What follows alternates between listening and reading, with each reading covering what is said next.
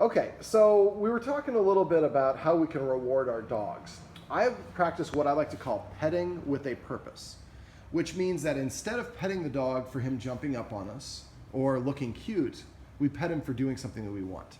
Now, how often does he come and nudge you with his nose, like he just is while he's licking there? But does he ever come and stick his nose under your hand and kind of nudge you? Yeah. Does he ever scratch at you? Not really. Like right there. So that's like pet me. Yeah, and then he does the licking. Okay, so basically he gave you an order, pet me, and then you followed the order and you are petting him. So if you get to tell somebody what to do and they do it, that makes you the boss of them. Yeah. So we're rewarding him for doing what he wants. Now imagine, we talked a little bit about your job. Imagine how cool your job would be is if you got to tell your boss when to pay you. He's like, I just paid you 5 minutes ago. Yeah, but I did a lot of work between now and then. I need another paycheck. That would be a pretty awesome job. Yeah. So for dogs, if we let them tell us when to pay them, that creates a problem. And I consider petting a dog our way of paying them. So what I do is sit. So I ask the dog to change its state first. It can either sit, lay down. I'm going to collapse my knees and take that away. There we go. And I'm holding his leg. I'm creating a little bit of a negative reinforcer. So if you jump up on the human, you might get your leg stuck. You might not be able to get down. That's a nice little subtle thing that makes that the dogs learn from. So, all right. So now I'm going to have one of you. Why don't you reach over, just lean forward and hold your hand out in a cupped hand motion like this, and tight, make a kissing sound, and hold it higher. Now lower, there we go. Now raise it up. Now pet him under his chin and say sit. Sit. Now when a dog is proud about what it's done, you can leave your hand down now. When a dog's proud about what it's done, its nose is parallel to the ground or elevated. You've probably seen him with a toy or something. His nose is in the air, he's bouncing around. He feels really good about himself.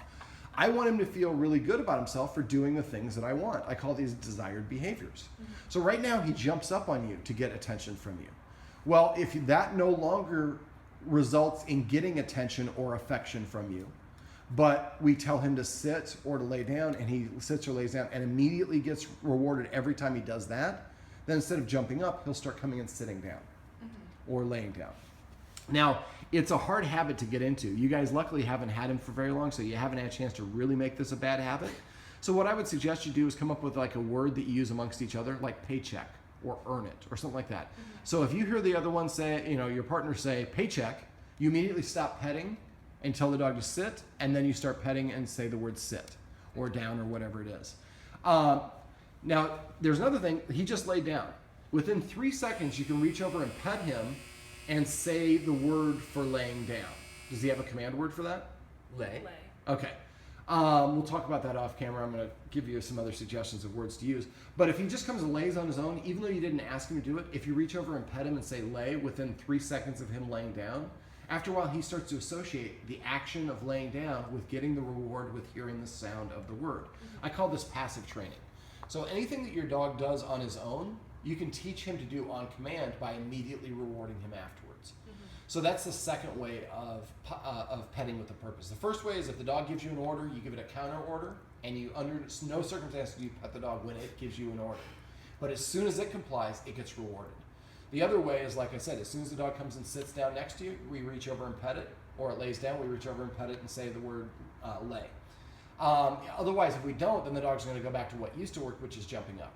So it doesn't mean that you always have to pet the dog as soon as it sits in front of you, but really place an effort to do it for the next month or so to really cement this behavior. Okay. All right, that's petting with a purpose.